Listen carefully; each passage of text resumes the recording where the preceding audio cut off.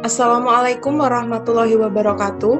Kami dari kelompok 13 akan mempresentasikan hasil kerja kelompok kami dengan kasus keracunan sianida dalam daun singkong yang beranggotakan 1. Pramudia Wardana, 2. Aditya Darmawan, 3. Erika Betty Ningtyas, 4. Salsabila Putri Bonapasya, dan 5. Hilda Kamila Khairunisya.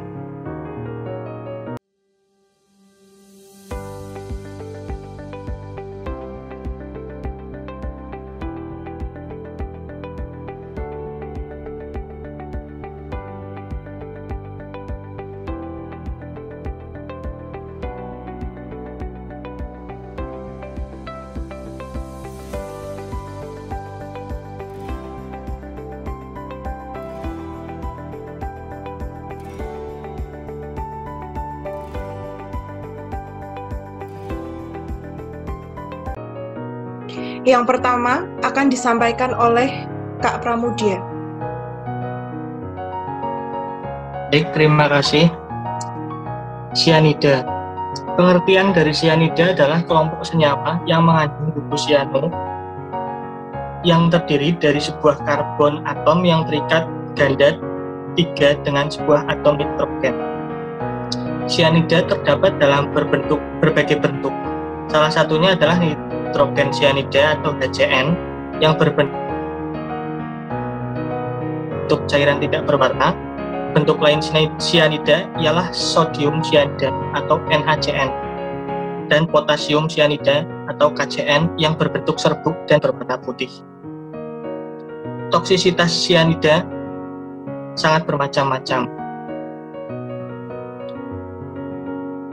Dosis letal dari sianida adalah asam hidrosianik sekitar 2.500 sampai 5.000 mg, 2. Sianogen klorida sekitar 11.000 mg, ketiga perkiraan dosis oral garam sianida 100 sampai 200 mg, keempat perkiraan dosis intravena 1 mg per kilogram, kelima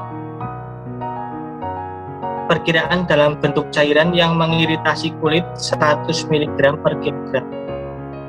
Dalam konsentrasi rendah, efek dari sianida baru muncul sekitar 15-30 menit kemudian, sehingga bisa diselamatkan dengan pemberian antidot atau anti racun. Pada konsentrasi tinggi, hanya dalam jangka waktu 15 detik, tubuh akan merespon dengan hiperpnea. 15 detik setelah itu, kemudian seseorang akan kehilangan kesadarannya. Lalu 3 menit kemudian akan mengalami apnea yang dalam jangka waktu 5-8 menit akan mengakibatkan aktivitas otot jantung terhambat karena hipoksia dan berakhir dengan kematian.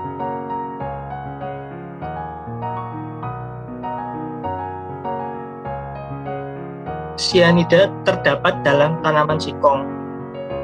Tumbuhan yang termasuk kelas Dicotyledon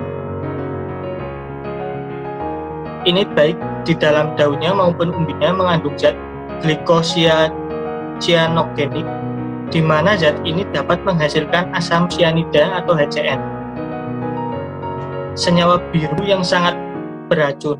Jenis racun yang selalu ada dalam daun semua jenis ketela adalah linamarin. Linamarin merupakan salah satu jenis glikosida siagonik.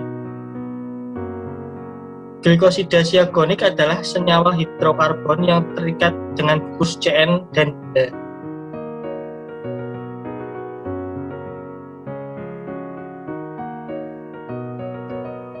Ada beberapa efek toksik senyawa sianida. Jika sianida terhirup, akan menyebabkan iritasi pada hidung dan selaput lendir.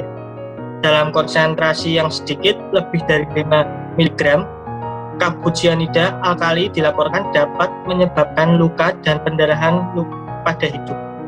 Jika terkena kulit, dapat menyebabkan kemerahan, rasa hidung, dan jika kontaminasi berulang menyebabkan dermatitis dan ruam sianida dengan gejala gatal-gatal, erupsi berupa makula, papula, dan vesikular.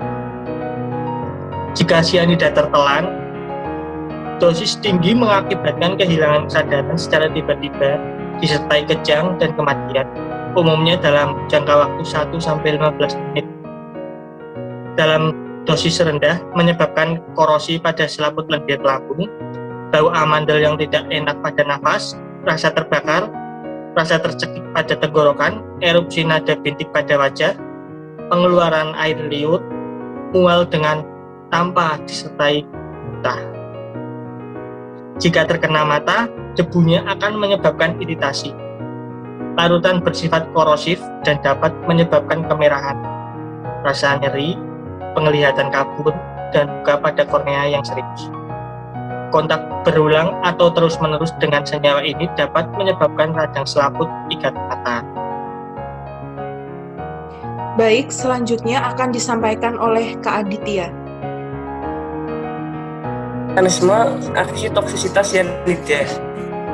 Sianida dapat berikatan dengan menginaktifkan beberapa enzim, terutama yang mengandung besi dalam bentuk seri FF13 dan kobar. Kombinasi kimia yang dihasilkan mengakibatkan hilangnya integritas struktural dan efektivitas enzim. Next, selanjutnya sianida dapat menyebabkan terjadinya hipoksida intraseluler melalui ikatan yang bersifat irreversibel dengan sitokrom oksidase A3 di dalam mitokondria. Sitokrom oksidase A3 berperan penting dalam mereduksi oksigen menjadi air melalui proses oksidasi fosforilasi.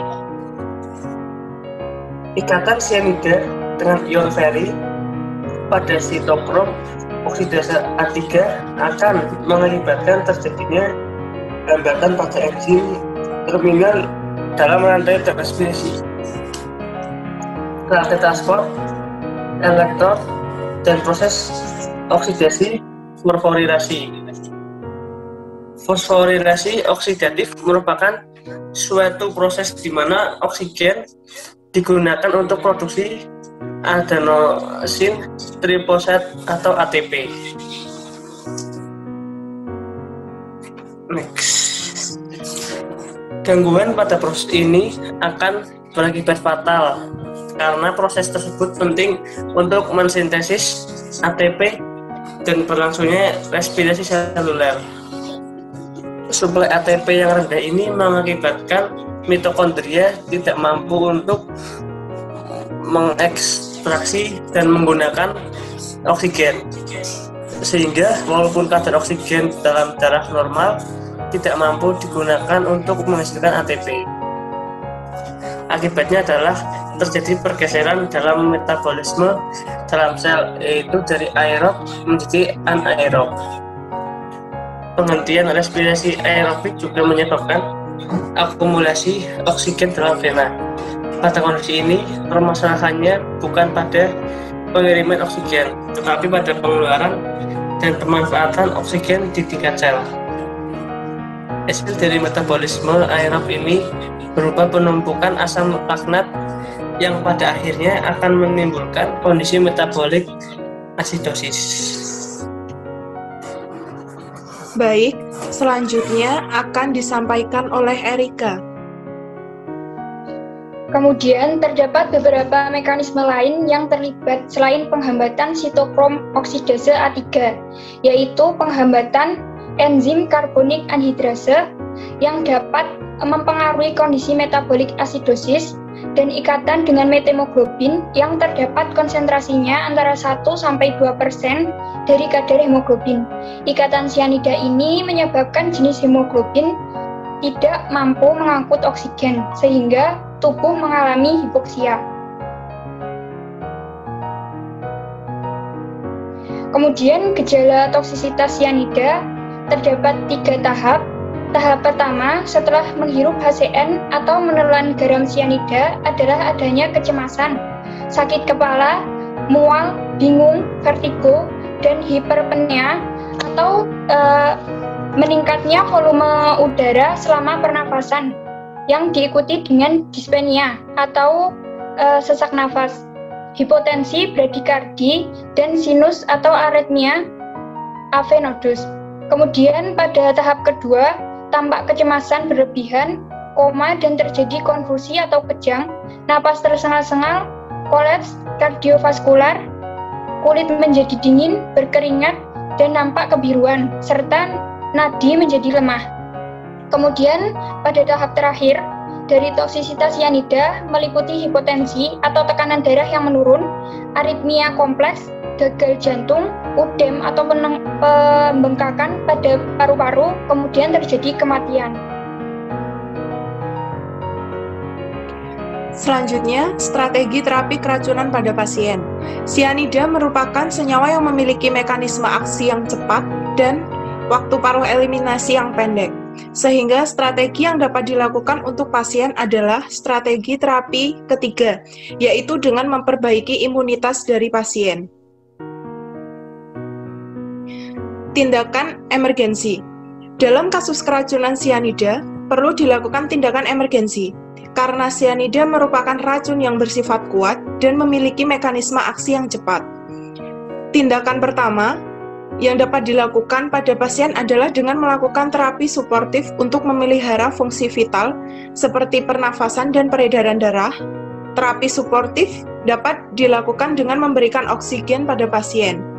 Jika timbul gejala kejang, maka dapat diberikan benzodiazepin dan diazepam secara intravena untuk dewasa 5-10 mg per kilogram dan untuk anak-anak 0,2-0,5 mg per kilogram. Dan tindakan selanjutnya adalah dengan pemberian antidot. Selanjutnya akan disampaikan oleh Hilda. Terapi antidot pada keracunan sianida dapat dilakukan dengan dua jenis antidot yang lebih disetujui oleh FDA, yaitu kit sianida antidot atau terdiri dari 3 jenis antidot yang bekerja secara sinergis, yaitu amil nitrit, sodium nitrit, dan sodium tiosulfat dan hidroksokarbolamin. Amil nitrit dalam bentuk ampul 0,3 ml diberikan secara inhalasi selama 15 detik dan diulang 3-5 menit sampai akses intravena tercapai. Sodium nitrit 300 mg atau 10 ml dalam larutan 3% atau 10 mg per kilogram diberikan secara intravena selama 3-5 menit atau dengan kecepatan 2,5-5 ml per menit pada orang dewasa. Hidroksykobalamin 5 gram orang dewasa diberikan secara intravena dan diulang selama 15 menit. Sodium tiosulfat 1 ampul atau 12,5 gram dalam 50 ml diberikan secara intravena selama 30 menit pada orang dewasa. Mekanisme kerja antidot. Pertama, amil nitrit. Mekanismenya yaitu menyebabkan pembentukan methemoglobin melalui oksidasi untuk mengikat sianida. Yang kedua adalah sodium nitrit dengan mekanisme penghambatan distribusi menyebabkan pembentukan methemoglobin dan mengoksidasi hemoglobin sehingga melepas ion feri dalam aliran darah yang oleh sianida diikat menjadi sian methemoglobin. Kemudian sodium tiosulfat. Mekanisme kerjanya yaitu mempercepat eliminasi dengan bergabung pada sianida yang tidak terikat untuk membentuk tiosianat yang dieskresikan melalui ginjal. Yang terakhir, hidroksokarbolamin. Bekerja dengan bergabung pada sianida yang tidak terikat untuk membentuk siankobalamin yang akan dikeluarkan melalui urin.